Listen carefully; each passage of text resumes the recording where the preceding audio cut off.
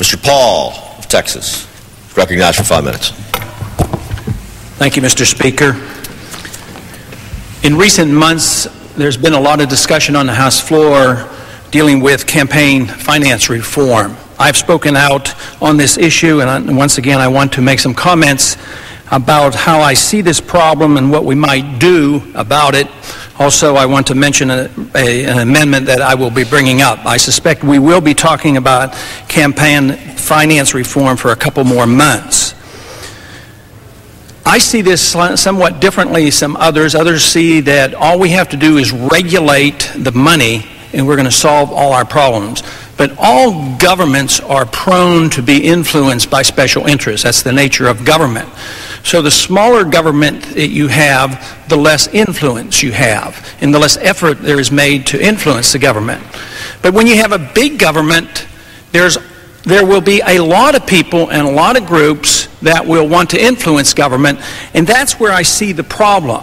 25 years ago in the 1970s, after Watergate, the Congress wrote a lot of rules and regulations. Hundreds of candidates have filled out forms and have done all kinds of things that have been very complicated but have achieved very little. The problem is every bit as bad as it was before, and most people admit that. And I think there's a good reason for that, is that they were addressing the symptoms rather than the cause. And the cause is, of course, that big government is involved in every aspect of our lives, our personal lives, our economic lives, and also around the world, influencing almost every government in the world. So not only is there an incentive for business people to come here to influence our government, but there's labor groups that come to influence our government, but we have international groups and other governments coming to influence us. And until that is settled, we can rest assured that we will continue to have these problems. But there's another problem that I want to address, and that is the decreased interest in campaigns and elections. 30 years ago, we would have 30-some% of the people would turn out in the primary elections. Today, it's less than 20%. And it's a steady decline. And there's good reason for this. Because as government gets bigger and as money becomes more influential and money talks, the little people who have their desires and their voices to be unheard and want it to be heard, they feel very frustrated. So it is understandable and expected that there will be lower and lower turnouts in our elections, and that is exactly what is happening. Now, what is the why is this the case? Is it just because they are apathetic? I don't think so. I think a lot of people make wise choices and say, it doesn't make a lot of difference. My vote doesn't really count because so much money is influencing what happens in Washington and with legislation.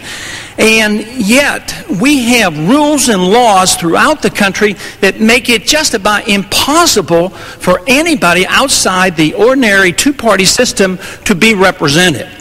20% of the people don't bother registering because of the frustration. 20% of the people who do register as independents.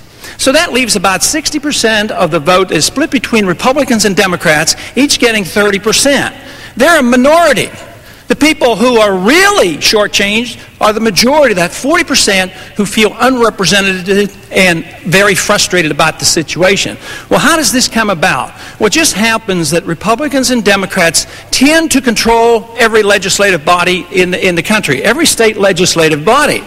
And therefore, they write rules and regulations and have high fees for people getting on ballots, and you don't have any competition.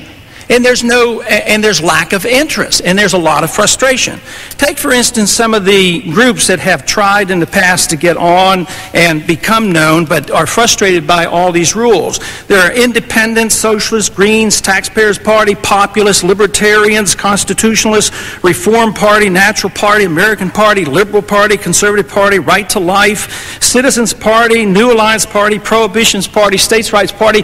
All these people have been totally frustrated because they have so many obstacles put in their way by requirement of huge numbers of signatures on ballot.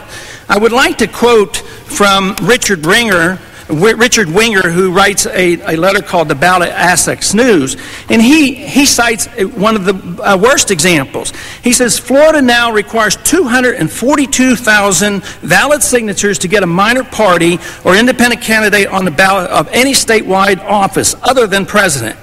Only one signature is permitted on each petition sheet. And he goes on, and the payment that is required is $8,500. This is what needs to be changed. I have an amendment to the bill that will change this. I hope all my colleagues will pay attention to it. Gentleman's time has expired.